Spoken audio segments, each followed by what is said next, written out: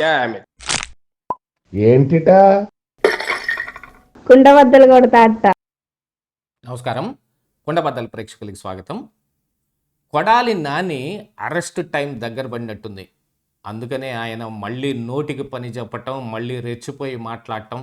Red book లేదు, పసుపు book లేదు, నువ్వు జగన్ బుక్లో లేకుండా ఉంటాను చూసుకో లోకేష్ అని లోకేష్కి కొంత వార్నింగ్ ఇవ్వటం కానీ, ఈ పర్యవసానాలన్నీ ఇప్పుడు కొత్తగా కనపడుతూ ఉన్నాయి.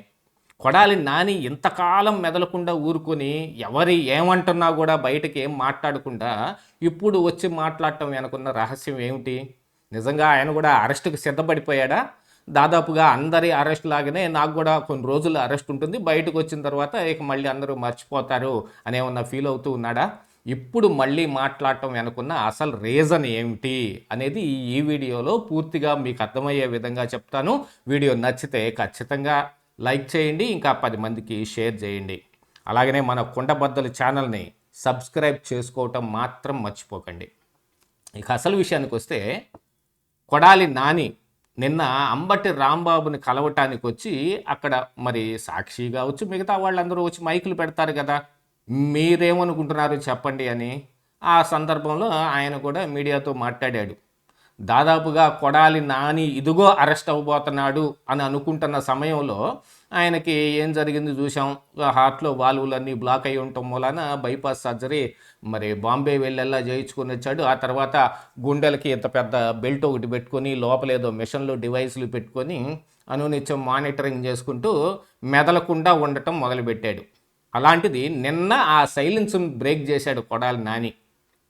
మరి మర్చిపోయారనుకున్నాడా, లేకపోతే అందరిలాగానే మనం కూడా అరెస్ట్కి సిద్ధపడిపోతే కొన్ని రోజులేగా లోపల నుండి బయటకు వచ్చేయచ్చు అనుకున్నాడా? ఆ విషయాన్ని ఆయన ప్రస్తావించడం కూడా జరిగింది. ఏమైంది? అంబటి రాంబాబుని అరెస్ట్ చేస్తే 18 రోజుల్లో బయటకు వచ్చాడు. వల్లభనేని వంశీ 200 రోజుల్లో వచ్చాడు.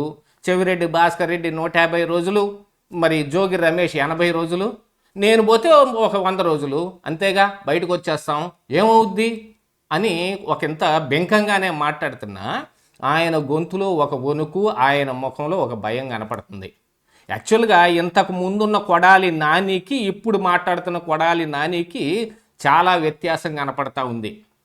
ఎందుకంటే గతంలో నోరు తెరిస్తే మరి ఆ పాన్పరాగు నోటితోటి అడ్డమైన బూతులన్నీ మాట్లాడేవాడు. ఎక్కడ లేని కంపు మొత్తం ఆ నోట్లోనే ఉన్నట్టుగా ఉండేది. అసలు బూతుల మంత్రి, బూతుల విరాట్ అనే బిరుదులు సంపాదించుకున్న మహాగణుడు ఈ కొడాలి నాని.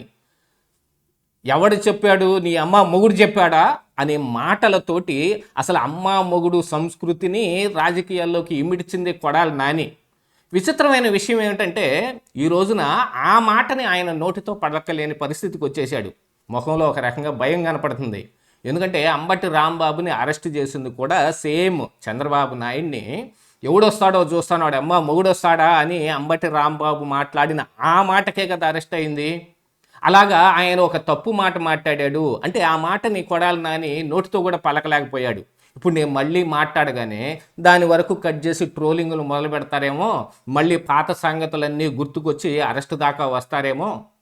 ఆల్రెడీ ఇప్పుడు ఆయన మీద ఉన్న కేసుల్లో కొన్నిట్లో బెయిల్ రావటం ఇత్యాదులన్నీ జరిగినా అరెస్టే చేయదలుచుకుంటే ఖచ్చితంగా ఏదో కేసు దొరికిద్ది. వల్లభనేని వంశీ కూడా అన్నిట్లోనూ బెయిల్ పొందిన, సత్యవర్ధన్ని కిడ్నాప్ చేసిన కేసులో టక్కన అరెస్ట్ అయిపోయి వరుసగా పీటీ వారెంట్లు పెట్టి 200 రోజులు జైల్లో ఉండలా. బయటకు వచ్చేటప్పటికి పరిస్థితి ఎలాగుందో కూడా చూశాం కదా. ఇప్పుడు కొడాలి నాని అయితే బయటకు వచ్చేటప్పటికి ఇంకెట్టుంటాడో అది చెప్పలేం, అలా ఉంది పరిస్థితి. బాగా నున్నగా పప్పుగారిలాగా ఉన్న వల్లభనేని వంశీ బయటకు వచ్చేటప్పటికి చీకేసిన తాటికాయలాగా తయారైపోయాడు. అది మరి కొడాలి నాని అయితే ఇప్పుడు బయటనే చీకేసిన తాటికాయలాగున్నాడు. ఇక లోపలికి వెళ్ళితే బయటికి ఎట్టొస్తాడో మనం చెప్పలేం. ఎముకల అస్థిపంజరం లాగా వచ్చినా కూడా ఆశ్చర్యం లేదు. ఎందుకంటే ఆయన ఆరోగ్య పరిస్థితి అలా ఉంది. కాకపోతే ఆరోగ్య పరిస్థితుల రీత్యా నేను బెయిల్ తీసుకోవచ్చు అని కూడా అనుకుంటున్నట్టుగా కొడాలి వర్గాలు కొంతమంది చెబుతూ ఉన్నప్పటికీ కొడాలి అనుచరులను మొత్తాన్ని లోపల పెట్టారు. ఇప్పుడు వాళ్ళలో ఎవరో ఒకళ్ళు కన్విక్ట్ అయ్యో అప్రూవర్గా మారో కొడాలి నాని పేరు చెప్పగానే ఇట్టే అరెస్ట్ చేస్తారు. అందుకనే ఇప్పుడు అమ్మ మొగుడు అనే మాటని నోటితో కూడా మాట్లాడలేడు. కాకపోతే గతంలో చంద్రబాబు నాయుడిని కానీ, పవన్ కళ్యాణ్ని కానీ, లోకేష్ని కానీ, ఎస్పెషల్లీ లోకేష్ని అయితే అతి దారుణంగా ఎవరు చెప్పారు? ఆ పప్పు నాయుడు చెప్పాడా? వాడు చెప్పాడా వీడు చెప్పాడా అని మాట్లాడిన వ్యక్తి ఈ రోజున లోకేష్ ఏందంట, ఏం చేస్తాడు లోకేష్ అని లోకేష్ అనే పదాన్ని పలుకుతున్నాడు. గతంలో ఎప్పుడు లోకేష్ అనే పదాన్ని పలకలేదు. పప్పు నాయుడు, చెత్త నాయుడు ఇట్నే కదా మాట్లాడేవాడు. అలాంటిది లోకేష్ అనే పదాన్ని ఇప్పుడు నోటితో పలుకుతూ ఒక మాట కూడా చెప్పాడు. మీ మామగారైన బాలకృష్ణ డైలాగ్ ఒకటి ఉంది, నీకు నేను ఎదురొచ్చినా నీకే నష్టం, నాకు నువ్వు ఎదురొచ్చినా నీకే నష్టం అన్నట్టు రెడ్ బుక్లో ఏదో జగన్మోహన్ రెడ్డి పేరుందని మొన్న ఏదో చెబుతా ఉన్నాడు. రెడ్ బుక్ లేదు, పసుపు బుక్ లేదు, అందులో పేరున్న లోకేష్కే నష్టం లేదు, జగన్ బుక్లో పేరున్న లోకేష్కే నష్టం అని. మరి జగన్మోహన్ రెడ్డి కూడా డిజిటల్ బుక్ అని కొత్తగా ఒకటి పెట్టాడు కదా, అందులో లోకేష్ పేరుని ఎవరు రాయలేకపోతున్నారు ఇప్పుడు. అందులో ఇంకా విచిత్రం ఏంటంటే ఆర్కే రోజా పేరు, విడదల రజనీ పేర్లు డిజిటల్ బుక్లు ఎక్కుతున్నాయి. డిజిటల్ బుక్ ఒక పెద్ద అపహాస్యం అయి కూర్చుంది. రెడ్ బుక్ని కాపీ కొట్టి డిజిటల్ బుక్ అని పెడితే, మరి అలాంటిది రెడ్ బుక్ లేదు, పసుపు బుక్ లేదు అని అంటే ఉందో లేదో మరి ఇప్పుడు కొడాలి నాని అరెస్ట్ అయితే కానీ తెలియదు కదా. ఇలాగ నోరిచ్చి మళ్ళీ నన్ను అరెస్ట్ చేయండి అని గుర్తు చేసుకునే పరిస్థితులు కొడాలి నాని తెచ్చుకోబోతున్నాడు. ఖచ్చితంగా ఇప్పుడు ఈ ప్రెస్ మీట్ని అందరూ చూస్తారు కదా, తెలుగుదేశం పార్టీ కార్యకర్తలు చూస్తారు కదా.